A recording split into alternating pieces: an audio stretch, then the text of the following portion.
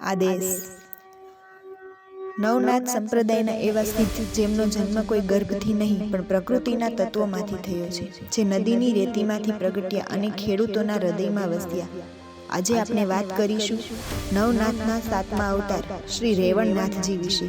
એક એવી શક્તિ જેમણે રેતીને સોનું બનાવ્યું અને દુકાળને સમૃદ્ધિમાં બદલી નાખ્યું.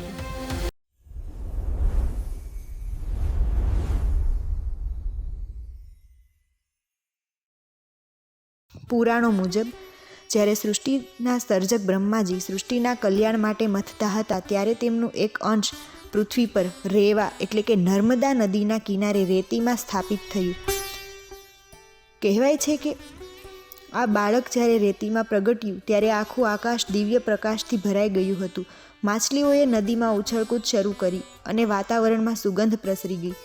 રેવ એટલે કે રેતીમાંથી જન્મ થયો હોવાથી તેમનું નામ રેવણ પડ્યું. રેવણનાથજી માત્ર યોગી નહોતા, તેઓ પ્રકૃતિના વિજ્ઞાની હતા. મહારાષ્ટ્ર અને કર્ણાટકમાં તેમને રેવણ સિદ્ધ તરીકે પૂજવામાં આવે છે. એક લોકકથા મુજબ દક્ષિણ ભારતમાં ભયંકર દુકાળ પડ્યો હતો. પશુ પક્ષીઓ ટપોટપ મરતા હતા. જ્યારે રેવણનાથજીએ પોતાની જોડીમાંથી મુઠ્ઠીભર રાખ હવામાં ઉછાળી તો જોતજોતામાં આકાશમાં વાદળો ઘેરાયા અને એવી વર્ષા થઈ કે સૂકા ખેતરોમાં રાતોરાત પાક ઉગી નીકળ્યો. ત્યારથી ખેડૂતો તેમને પોતાના અન્નદાતા માને છે. રેવણનાથજીની સાધના એટલી કઠોર હતી કે સ્વયં ભગવાન દત્તાત્રેયે તેમને દર્શન આપ્યા અને તેમને ચંદ્રબોધ વિદ્યાનું જ્ઞાન આપ્યું. આ વિદ્યાથી તેઓ પૃથ્વીના કોઈ પણ ખૂણે ક્ષણવારમાં પહોંચી શકતા અને ભૂખ્યાને ભોજન કરાવી શકતા. જો તમારે રેવણનાથની શક્તિનો અનુભવ કરવો હોય તો મહારાષ્ટ્રના સાંગલી જિલ્લાના વિટે ગામે જવું પડે. અહીં પહાડ પર તેમનું જાગૃત સ્થાન છે. કહેવાય છે કે આ મંદિરમાં જે ખેડૂત પોતાની પ્રથમ ફસલ અર્પણ કરે છે તેના ઘરે આખું વર્ષ અન્ન ખૂટતું નથી.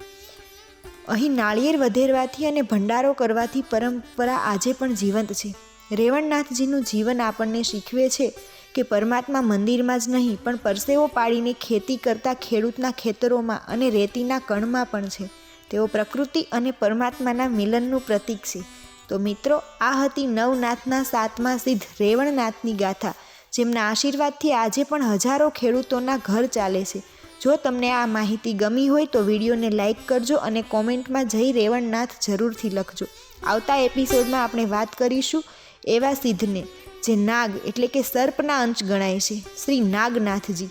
ત્યાં સુધી આદેશ. જય ગિરનારી.